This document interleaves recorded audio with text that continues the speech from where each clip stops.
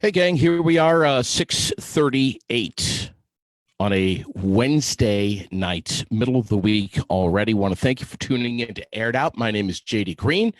Our show tonight brought to you by Gauthier's Quality Grounds and Maintenance, Fontaine Forestry and Millwork, and Aeromed Essentials. So good to have you on board. Thanks so much for sharing your evening with us. We do appreciate it. We're going to jump right into tonight's show. Dr. Matt Chalmers is our guest tonight, and we are talking about. Hey, there he is, right there. Hey, Matt. How you doing? How are you? Hey, man. Do we call you Matt or do we call you Doctor? You know, it never really bugged me. You guys can kind of go with whatever works. My man, I know that you are a busy guy these days. I know you're doing all kinds of stuff. Tell me what you're seeing on the front line when it comes to what we're dealing with right now with regard to depression, anxiety, and all of the fallout that's come from all of this COVID-19 stuff. And we've had a lot of it. The CDC came out and said that 25.5% of children ages 14 to 25 have seriously considered committing suicide due to the social isolation that we've seen. So, you know, that's probably the biggest number we should look at. The death of despair numbers have come out, massive increases in drug addictions, drug abuse, alcohol abuse, depression, domestic violence, things like that. We're starting to see really, really bad stuff. Yeah. Divorce rates are up.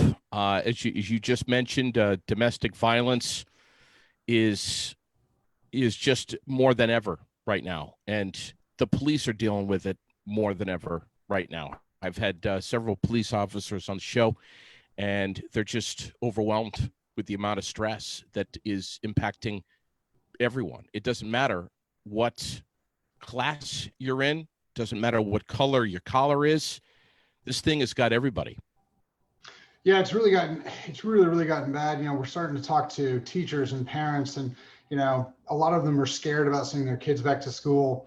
And this is one of the first times, I think, in a while where you've had to have adult discussions with adults and say, well, look, you know, the death rate of children 0 to 24 from COVID is equal to or less than the death of the same age range when you compare it to the flu and pneumonia over the last 3 months.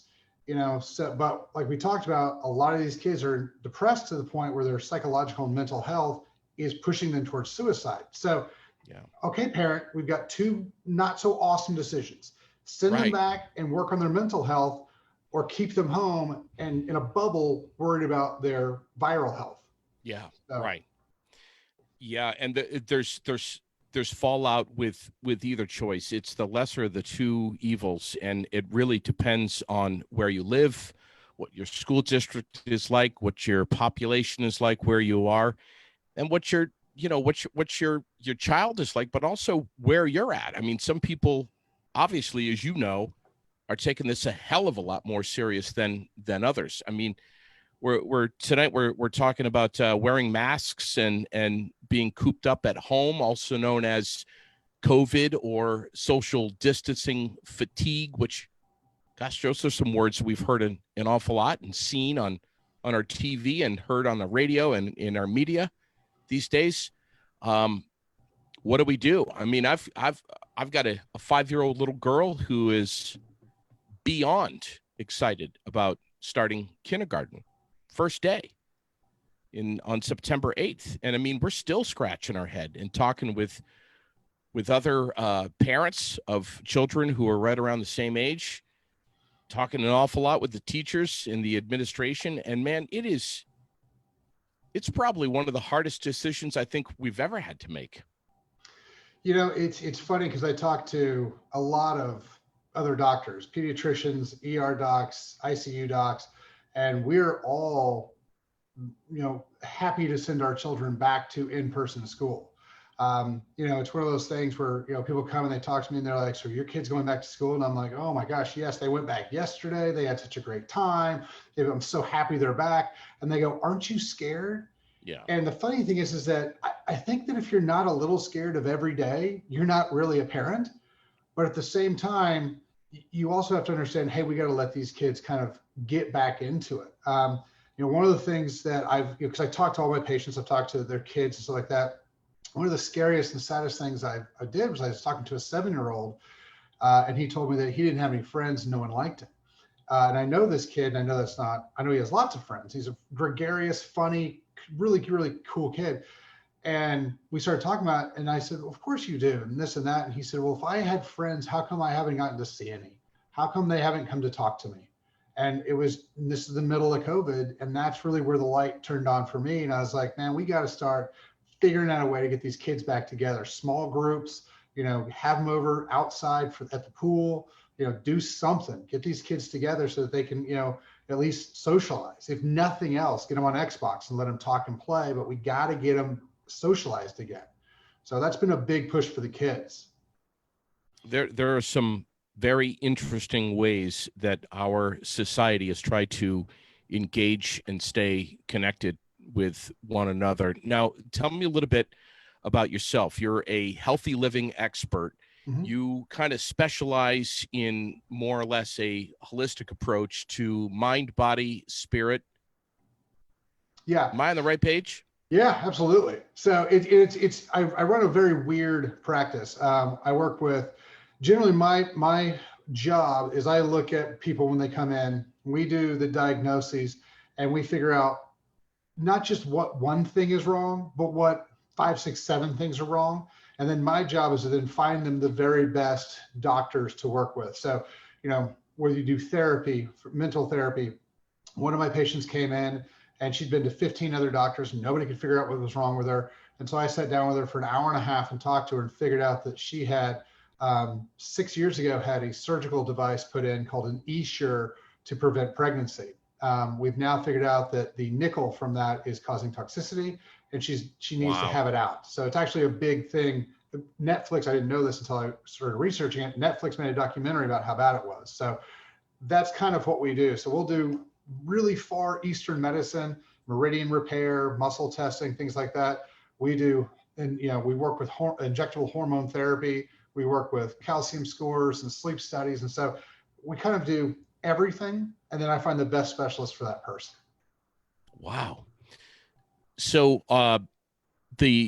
some numbers are out right now from a couple of different tech firms, and Google is among them, that is basically tracking our mobile trends, our devices, and seeing where we're moving around frequently. And in the early stages of this coronavirus pandemic, things changed drastically. But now they're starting to see that we may be loosening up a little bit. We may be getting out more, letting our guards down, and literally our masks down. I think, and you tell me if I'm off base here. I know that I can speak for myself and our family. Man, we've never enjoyed seeing our friends more, and I think that it's a way almost to ward off depression. 100%. It's really, really, I think, evident now that human beings are created to be social people, and if we are not getting that social interaction, we really start to feel it. The big thing is, the reason I tell people to get together with people is because, and this is a great time to discuss this.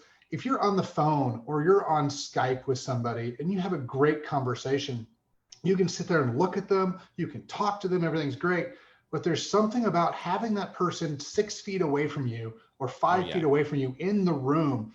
I talk about how, I'd rather sit on the couch with my wife and watch TV and not say anything to each other than be 100 miles apart talking to each other on FaceTime. So there's something about us all being together that lowers our stress levels, increases, dopamine and serotonin, allows our bodies to calm down and function. And so, obviously we all have to do it safely, but if we can get together, that's gonna be a big, big piece. And you're seeing plenty of clients that are coming to you with this fatigue or this social distancing, this COVID-19 fatigue, if you will. Oh, absolutely. People are kind of done with this.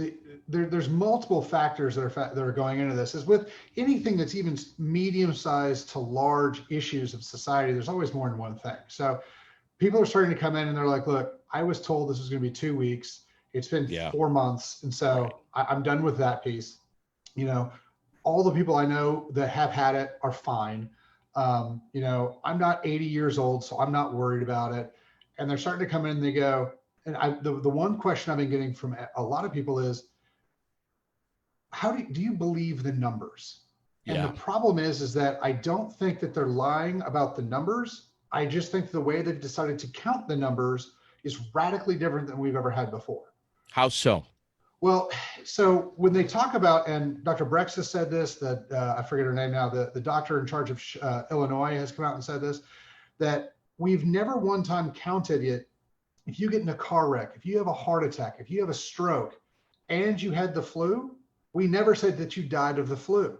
However, with COVID, if you die of a heart attack or a stroke, or if you die of cancer or a car wreck and you had COVID, you're counted as a COVID death. And so, and this isn't something that is conspiracy theory. This isn't something that we think might be happening. They have specifically told us on national TV over and over and over again, that's how they're counting the death toll. And so people are starting to look at it and go, how high is this really? Because the flu is 60 to 80,000 a year, and we don't seem to care about that. But if these numbers are the same, so people are starting to do more research. They're starting to read into this, and they're starting to go, look, man, I want my old life back. I think I've been sold a bill of goods. I want to go back and I want to do my thing. And the 20, 30, 40-year-olds are like, look, I'm not going to be around an 80-year-old. I don't care. And they're going out. And the funny thing is that some of them are getting COVID and they're getting sick and they're getting over it and they're fine, which further reinforces it. Because I know people who've had it 4 or 5 days later, 6 days, 10 days later, they're totally fine. It kind of reinforces me to think, well, if and when I catch it, it's not that big of a deal. So that's really playing into this fatigue of, I'm being told that anyone who catches it is going to die. I'm being told that it's the worst thing in the world. And I've been told that we all have to be super scared. But when I see what's actually happening to my friends and my community, that doesn't scare me. And so people want to go back to normal. And in the same breath, we've heard about that 25, 26-year-old male, female, doesn't matter, who's in tip-top shape and an athlete who gets it. And next thing you know, they're on a ventilator too. I think one of the problems, and I know you'll agree with me on this, it especially I think has maybe brought in more clients into your office, is our damn phones. And the fact that the amount of information that comes into those phones via notifications is a ton of information every day. Just one single day, an 8-hour, 10-hour day, the amount of information that can come into our phone, and whatever percentage of it is horseshit, and the rest of it is super accurate. So when it comes to the fear factor that we get from information, what do we legitimately need to be fearful of, and what can we disregard? Well, and that's a really, really good question. The thing that we need to do is, when we see something that scares us, what I tell all my patients, when I tell everybody to do, is if you read a statement, especially on social media, and it's a headline, and it is shocking, or it is scary, or it is, you go, oh my gosh, it's almost always fake. Or it's not necessarily fake, it's overblown. Because a lot of times that clickbait stuff, you read into it and you go, sure, well, this isn't that big of a deal. So I always tell people, if something bothers you, if it's medical and it bothers you, call me and we'll talk about it. Like if we're paid, if they're my patients. But the biggest thing is that do not ever allow a headline to give you an emotional response. Read the article and then decide how your emotions need to go. Because that eliminates some of this clickbait stuff. Because a lot of people scroll through Facebook and read headline, and that's how they get their news. It's not even reading the article, it's just headlines from Facebook. Sure. And so that's the first thing I tell people to do, is just save your emotions until you've researched it. And furthermore, after you're done reading that, Google that same topic and find out if there's other stuff that's written about it and if it's coming from a legit source. Yeah, and that's the other thing is that a lot of people don't do enough research before they allow themselves to have this wild emotional explosion or Right. they form an opinion. And so it's always one of those things is okay, before you have that crazy opinion, you go tell everybody in your HOA or you tell everybody at whatever, read two more articles and just make sure that it is where you say it is, because Yeah. I am seeing lots of hysteria in that Yeah. area. Look at this, Matt. We've got a change of season coming. We have Labor Day weekend ahead of us, fall time.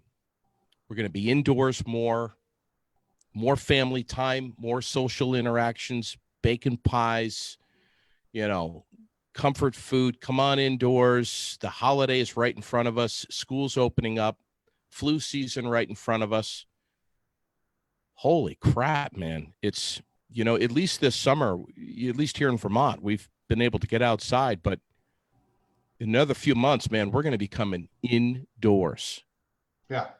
Well, and the biggest thing, and this is one of the things I tell all my adults, and obviously you have to treat adults and kids a little bit differently, but the way that I've been telling all my patients to deal with the fatigue and deal with the depression is to sit down and like, okay, I'm going to figure out my life. So I'm going to wake up at this time. I'm going to work like this. I'm going to do these things. I'm going to work out at this time. Schedule your day so that you take control of the chaos and you don't let the chaos take control of you. Right. That'll help a lot, especially when we're indoors. But also, it's not impossible to plan out, hey, man, our neighbors or my best friend from church or work or wherever, you guys can still get together. And if you want to be super over the top, go get tested and then everybody get together and hang out. Because if nobody's got it, well, then let's get together and hang out. And if you just a little bit of planning, you can really kind of, make sure you're safe and you can still get together and ward off the depression and have a good time. Yeah. Yeah.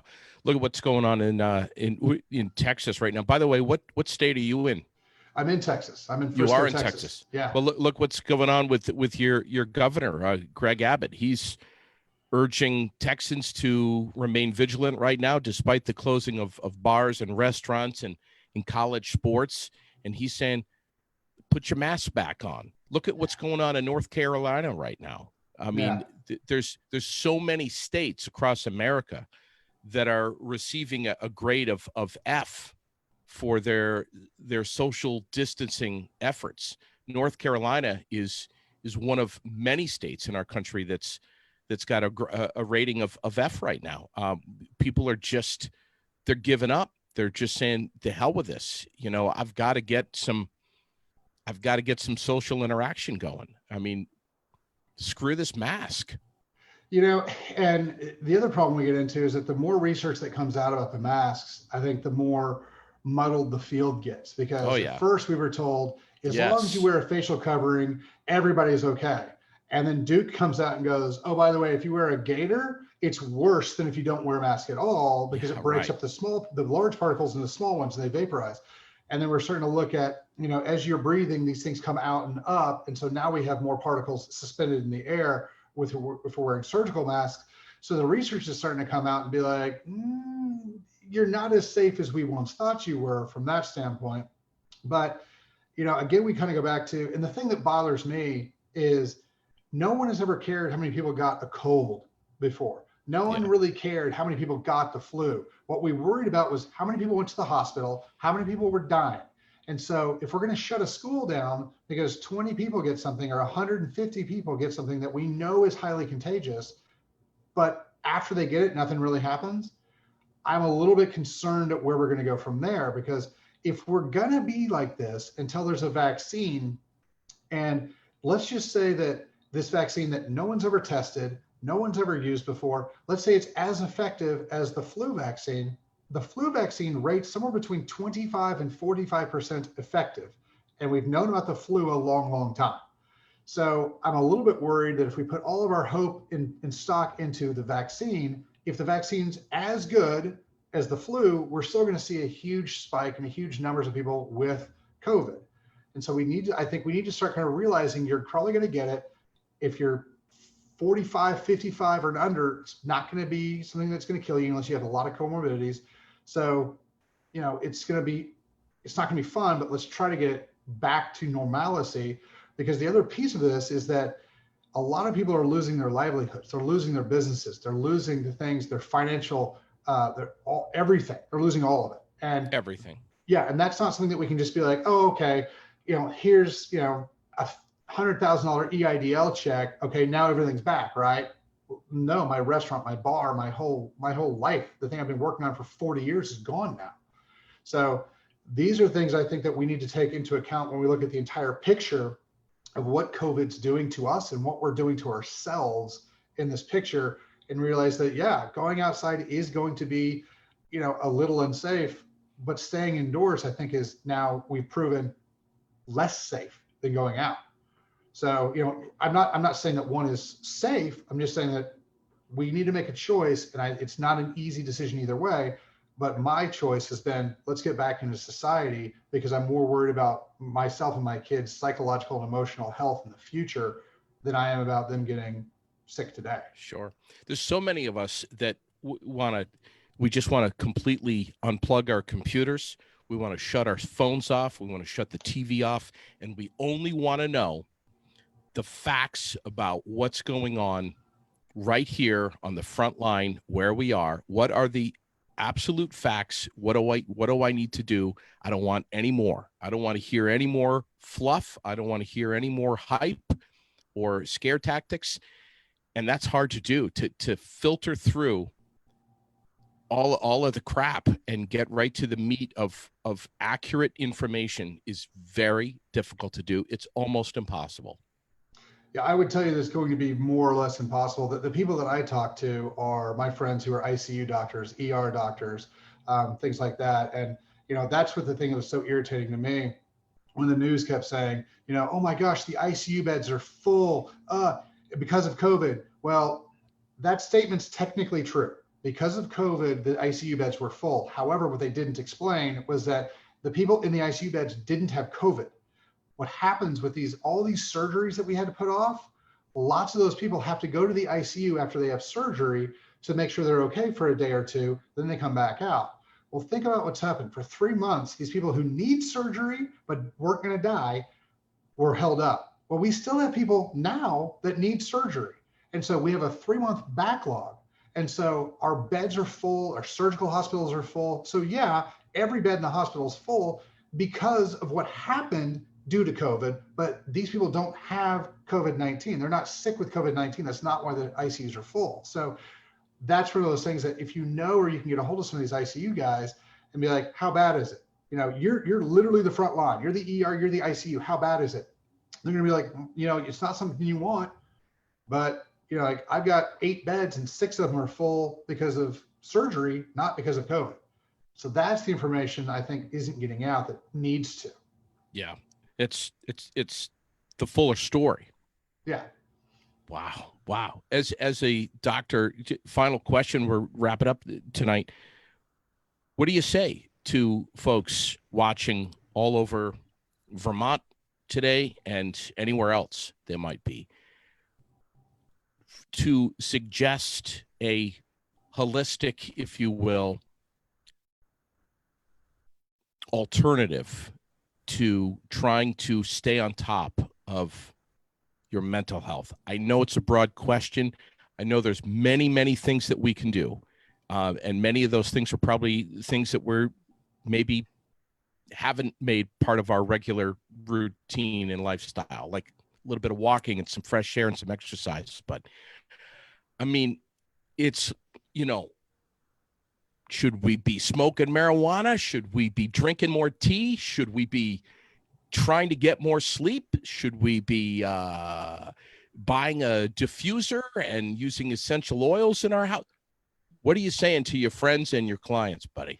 So the biggest one that we talk about, the one that has the most research, is working out. Lifting weights, doing cardio, doing something, because what it actually does on the sciencey side is it activates all the joints and all the little mechanoreceptors, all the brain stuff that goes up to the brain, bounces around, and calms down the temporal lobe. The temporal lobe is what houses the amygdala, which has fear, hate, anger, terror, depression, anxiety. And so it shuts that down and it calms that piece down. which is why a lot of times you've heard the thing where you're really pissed off and you have to get out and just walk it off. And you walk around for a little bit and you're cool now. That's the same mechanism. So if we go to the gym, I like to tell people go to the gym between 11 and 2, right? Because your stress builds up from 7 or 6 whenever you wake up till about middle of the day. You go work out, it drops your stress down. And then you let it build back up, and then you come home. And one of the things I recommend, and this obviously is patient dependent, but if you're that person and you have a glass of red wine, or you have a glass of a small thing of scotch or whatever it is, if you take that first drink, that not first glass, but that first drink, and when you set that glass down, if you go, oh, and you feel the day wash off you, if you feel yourself unwinding, what you're actually feeling is what's called a parasympathetic sympathetic shunt. So sympathetic is fight flight. You're nervous, you're freaked out, your brain's going crazy, your whole body's going. Argh! When you go back to parasympathetic, that resting, digesting, you can feel yourself take a breath, and you can feel your whole body calm down. Now, if that first sip of wine or whatever it is has that effect on you, it is highly critical that you do that every night. Now, a glass of wine is usually pretty good for most people. A bottle of wine, not as good. So take in moderation, but these are the things that I like to have people kind of get back into the habit of doing. And then obviously for just general health, high levels of D3. I like my patients to be between 60 and 100 on blood levels of D3, 2 to 4 grams of vitamin C a day, lots of water, lots of sleep. Sleep is so critical. Well, Yeah, you it see a is. lot of times is people are sitting there playing with their phones and they're like, oh, it's 1 a.m. and they will go to sleep and they wake up at 5. Not enough, guys. So, plan your day. I need to go to bed here so I can wake up here so I can do these things. At least what? At least 6? 6 to 8 hours is going to be Yeah. usually what we see. Some people need 8, some people need 6, some people need 7.5. It just, everyone's a little bit different, but as long as you shoot for 6 to 8, you're going to be good. I'm part of the 10 club, but I never get it. I never even get 8, but Yeah, I usually go to sleep. I'm in bed at 9:30, so I can generally be asleep at 10. I get up at 4 a.m. So I like to do research. And so the only time I get is between 4 and 6. And so I'll read or watch YouTube videos or learn things between that time. Then I end up getting ready and going to work. So, I have my day pretty routinely set up. So it's easy for me, even during COVID. So during COVID, I don't idle well. So I started a new website. There's another company that opened up down the street and I became part of their team. I wrote a book. It was just, I filled my time with things instead of sitting around having time to notice I was depressed. yeah, So that's a big piece too. Occupy your mind. keep busy. Tell me about your book. Tell me a little bit about you. What do you have? A radio show? Is there a website? How can folks stay in touch with you? Facebook? So yeah, generally, if it's Instagram or Facebook, Dr. Chalmers 1 is the number 1 is the way to find everything. We're doing more stuff on YouTube. Same deal. ChalmersWellness.com is my website. The book I wrote is basically, I call it the pillars of wellness. So it talks about biomechanical stuff, so postural stuff, how to work out, that type of thing, how not to hurt yourself. Biochemistry, so we're talking hormone therapy, we're talking supplementation, diet, that type of thing. Psychological, which is, how your mind works on your body and how that pushes you through. Talks a lot about personal responsibility in it.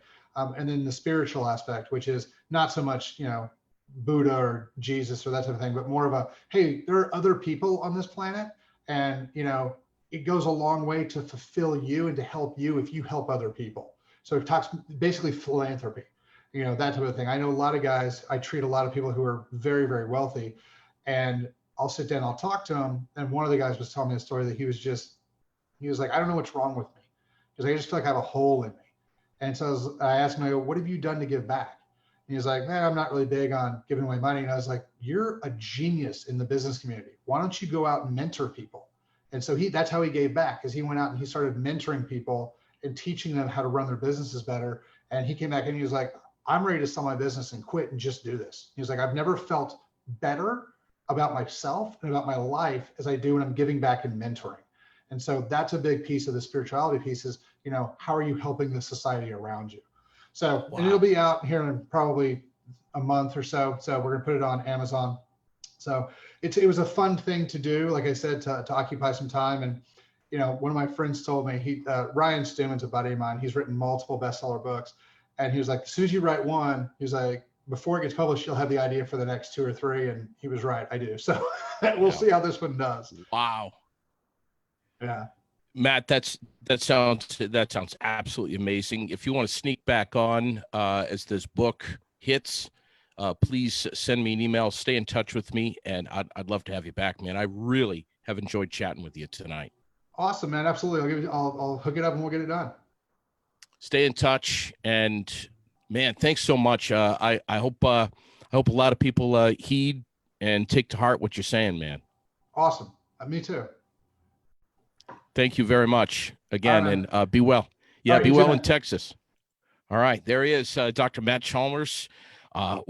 Again, check out all of his stuff on Facebook and YouTube and social media.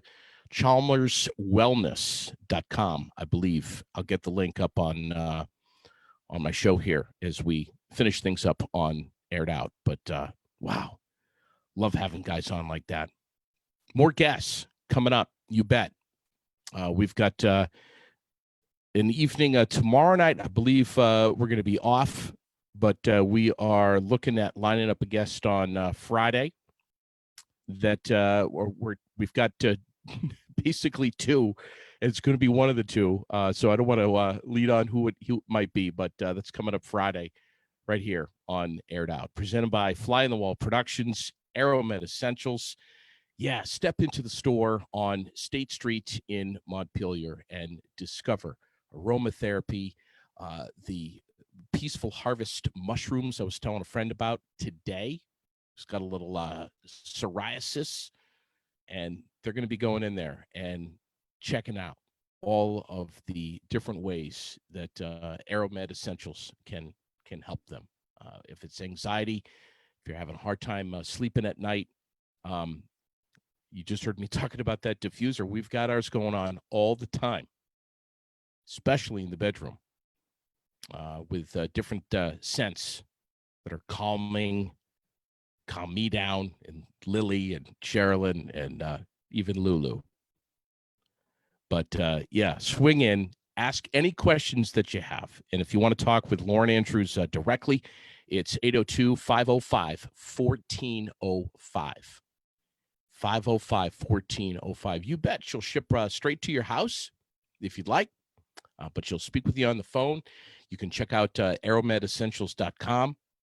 Maybe come up with a list of things that you'd like to learn more about, but definitely discover aromatherapy, CBD oils, and all they've got inside that one little tiny store. You're going to be in there for a while, so carve out the time and get over to Aeromed Essentials. Fontaine Forestry and Millwork. A tip of the hat to Mark and Sharon and the rest of the team over at Fontaine Forestry and Millwork on Route 14, just below Bragg Farm. I was over there the other day. Just happened to be in the area. Just admiring those the beautiful wood chips, the hemlock and the cedar bark mulch. The smell of that place is amazing. Rough cut, planed, tongue and groove, shiplap. It doesn't matter. Get your custom order in to Mark as soon as you can, because they are busy over there at Fontaine Forestry and Millworks. Find them on Facebook. And what is it? FontaineSawmill.com. All right. And if they've got any grass-fed beef left in the freezer, pick some of that up too, right there in the front office. Sally and Bridget will take good care of you. And Gauthier's Quality Grounds and Maintenance. Speaking of taking good care of you, Jason Gauthier is just that. I say, and I say almost every time that I talk about Jason Gauthier, one of the busiest guys that I know. Man, is that an understatement? I mean, I'm hard to pin down. Jason is constantly on the move, going from one customer to another, whether it's Trash King trash removal, his trash removal business, or whether he's landscaping, mowing, weed whacking, giving an estimate, building a new deck. He's like the ultimate handyman. Get in touch with him. and he'll take care of your property. Gauthier's Quality Grounds and Maintenance in Orange. All right. And thanks, as always, to our supporting sponsors, Peak Entertainment, Donnybrook Fight Promotion, FGB Theaters, CW Print and Design, McGaskill's Custom Carpentry, and Dupree's Towing. Make sure to share, comment, and like, and check out all the past shows on YouTube. Remember, thank the nurses, the doctors, the LNAs, all first responders and essential workers for what they do every single day. And make sure also to thank a veteran, respect the elderly, take care of each other, and be unstoppable. Thanks for catching Aired Out tonight in memory of Mom. And we will catch you real soon.